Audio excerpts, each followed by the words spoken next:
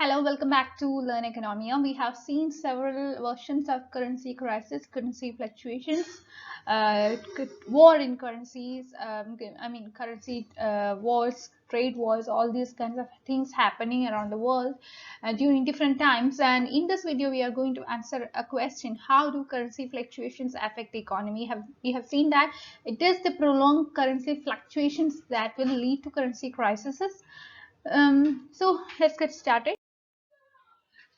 What are currency fluctuations? The value of currencies would be changing constantly, or it would change continuously, and these are natural outcome of floating exchange rate, which is a norm for the major economies.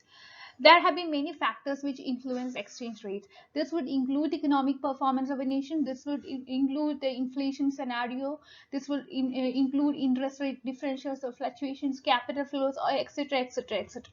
So, a currency's exchange rate is actually something which is determined by the strength or weakness of underlying factors in the economy.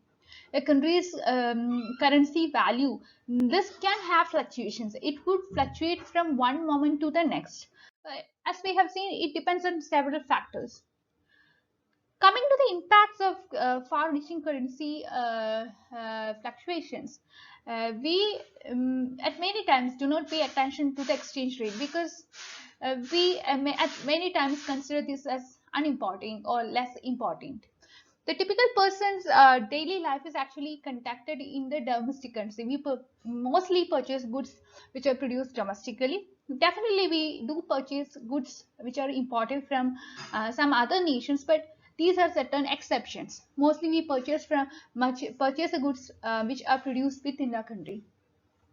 Exchange rate would come into effect for occasional transactions such as foreign travel, import payments, etc. And also the overseas remittance play an important role here. An international traveler, he or she might harbor for a strong domestic currency because that would make the travel to the foreign nation inexpensive. But the downside is a strong currency which would exert a significant drag on the economy.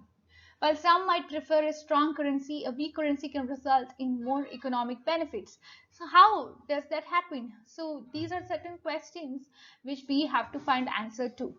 The value of economic currency, the domestic currency in foreign exchange market is very much important, especially we are dealing with a globalized world. The world is globalized. Each and every nations are connected, or each and every nation is in some way or the other way linked, directly or indirectly. Currency levels might play an important role here. What is the impact of currency fluctuations on an economy? It will affect different sectors differently.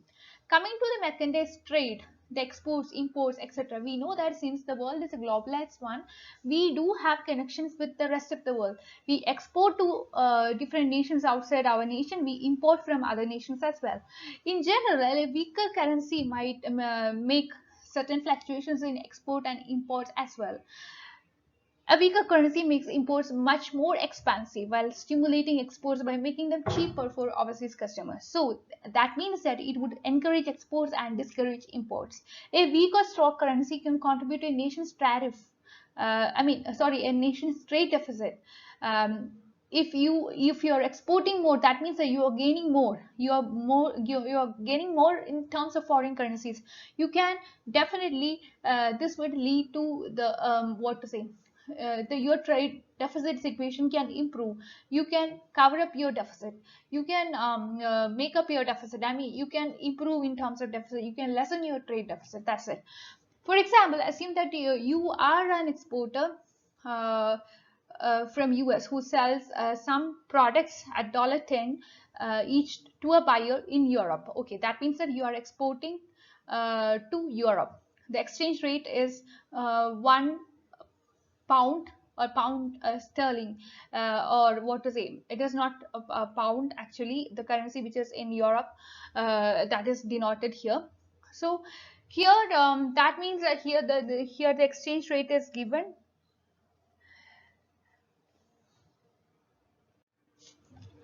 So here it is given that just this is an assumption. It is not the real value, or it is not the real exchange rate that we are given here. So in this example, €1 is equal to $1.25. So that's it. That is the exchange rate here. It is not pound sterling. I was mistakenly told you that it's pound sterling. It is, since we are dealing with Europe, it is euro. Okay, we are not dealing with UK here. If it is UK, we will be dealing with pound sterling. But since it is Europe, we are dealing with euro. So the cost of European buyer is actually uh, uh, the what to say, €8 per your product. The buyer wants to negotiate for a better price. Why? If dollar weakens and the exchange rate gets €1 is equal to 1.35, then the buyer actually wants to negotiate. So this is something which makes changes in exchange rate, and a weak US dollar would allow you to export business to remain competitive in the international market. And whereas if you have a stronger currency, this would reduce export competitiveness and make imports cheaper. So, but before this happens, what we have to think is that export dependent industries can be damaged by an unduly strong currency. Coming to the aspects of economic growth, what is economic growth? It is actually something which is determined by the GDP of a country. How GDP could be determined? It depends upon your consumption expenditure, your investment expenditure, your government expenditure, and X minus M, that is export minus imports, or your net exports. Net exports have an inverse correlation with the strength of the domestic currency. Coming to capital inflows, capital inflow and outflow, the way in which capital move from one country to your country, and the way in which capital moves from your country to the rest of the world. Foreign capital tends to flow into countries, right? A nation needs a relatively stable currency to attract capital. If your domestic currency is stable, then foreigners would be attracted to your side. That means that your nation would attract more and more investors from outside. Otherwise, the prospect for exchange rate losses inflicted by currency depreciation, and this may deter overseas investors. There have been two types of capital flows: foreign direct investment, where the investors take stakes in existing companies or they build new facilities in the recipient market, and also there is foreign portfolio investment. In this case, the investors would buy, sell, and trade with securities in the recipient market. We know that both FII and FDI play a very important role, play crucial funding sources, act as crucial funding sources for developing economies like India. And in the case of China as well, these play a very important role, especially FDI plays a very important role. Governments generally prefer FDI to FPI. This is because here the FPI is actually slightly hot money that can leave the country quickly when conditions grow tough. This capital flight can be sparked by any negative event, such as devaluation of your currency. Coming to the case of inflation, we can see that a devaluation uh, would result in imported inflation for countries that are substantial importers. If you have a 20% decline in the domestic currency, which would result in import costing 20% more, as 20% decline means 25% increase is needed to get back to the original price point. So that means that uh, more effect is causing 20% decline in domestic currency, 25% decline in your trade based things. So that is actually a kind of imbalance. Coming to interest rate, exchange rate are a point of key consideration. In September 2012, we could see that the Bank of Canada, here there was a persistent strength of the Canadian dollar into and there was a strong domestic currency exert dragging on the economy, achieving the same result as a trigger of monetary policy. The government, the monetary policy authority, that is the central bank, has gone for tightening of monetary policy at the time when the domestic currency was strong, and this would exacerbate the problem by attracting hot money from foreign investors, and this would be seeking higher yielding investments as well. Coming to the devaluation, etc., of global currencies, what happened during different crises, currency crises like the Asian financial crisis, China's undervalued yuan, etc. So we have to see that there have been many problems despite enormous trading volumes. Currency actually usually stay off from front pages. We have to see about it. What about the Asian crisis which happened in 97-98 period? Here, there was an adverse currency moves in the Asian financial crisis. This began with the devaluation of the Thai baht in 1997. This occurred after the baht came under intense speculative attack, which forced the Thailand central bank to abandon its peg to the US dollar and float the currency. So here, this had spread to the neighboring countries as well. It had affected Indonesia, it had affected Malaysia, it had affected South Korea. There was a severe contraction in these economies as well. So bankruptcies actually, it was increasing. It soared and stock market plunged. Stock market actually crashed to an extent. Coming to the case of China and its undervalued yuan, you could see that between 95 and 2005, China's renminbi, the currency, or yuan renminbi, it was actually steady about 8.2 per dollar. This had enabled it to export to gather stream from what trade partners said was an artificially surplus undervalued currency. In 2005, what happened was that China came with a response. China responded to growing problems from US, and also other nations were campaigning. It allowed yuan to appreciate. So we could see how currency fluctuated from there, how depreciation lead to the lowering the value of currency, and how appreciation helped the currency to gain its value. Then came the Chinese yen's problems in from 2008 to 2013. We know the 2008 crisis which has scrambled the world. And with respect to Japan, there was a policy of near zero bound interest rate. Here, traders have favored the yen to carry trade. But the global credit crunch intensified in 2008 and yen began to appreciate. Okay. As a result, yen appreciated by more than 25% against the US dollar.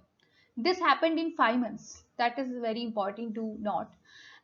In 2013, what happened was that Prime Minister in Japan, this person has gone for an unveiling of monetary stimulus and fiscal stimulus plan, which had led to a 16% plunge in the yen within the first 5 months of the year. Coming to year of years, what is it? This had his implications upon the European Union as such, because it's a group of nations. Greece, Portugal, Spain, Italy, all these nations would come together to form European Union. Not only these nations, there have been many other nations as well. So whenever there is a problem with Euro, this would be affecting the entire set of nations in the European Union. The euro recovered strength over the next year after 2009-10 period, but that only proved temporary. There was a resurgence of European Union breakup, and breakup fears were there, and this had led to a 90% slump in the euro from May to July of 2012, May 2011 to July 2012. So, if there is a currency crisis, is there any beneficiary? Can anyone benefit from currency crisis? If yes, how can people benefit? How can an investor benefit? Coming to overseas investors. So here I am giving you an example. The US based investors who believe that greenback is weakening should invest in strong overseas market, because your returns will be boosted by strong foreign currency gains. In the case of multinationals, if you are if you have made investment, you know that multinational companies have branches in several countries. So here, earnings of US multinationals have boosted by weaker dollar, and this should translate into higher stock prices when the greenback is weak. Coming to borrowing in low interest foreign currencies, here also we are giving you US example. um, you can see that when there was some kind of pressing issue in the US. Investors who were tempted to borrow in foreign currencies at lower rates, they have to remember one thing, that those who had to scramble to repay borrowed yen in 2008, they had some novel things to do. Here, you should not go for borrowing in a foreign currency if it is liable to appreciate, and and if you are not able to understand, or if you cannot hedge the exchange risk, then it is better uh, for not going for borrowing in foreign currency. Coming to currency risk with respect to hedge, how can you hedge your currency risk? Which is important to answer, right? But there are plenty of choices to hedge currency risk. Like currency futures are there, currency forwards, options, exchange traded funds, etc., etc., etc. are there for you to deal. So you can consider any of these options to deal with that. So that's all for today. Please like, share, and subscribe to this channel for more videos. And you can be a part of my Telegram channel and Telegram group by clicking the links given in the description box. Thank you.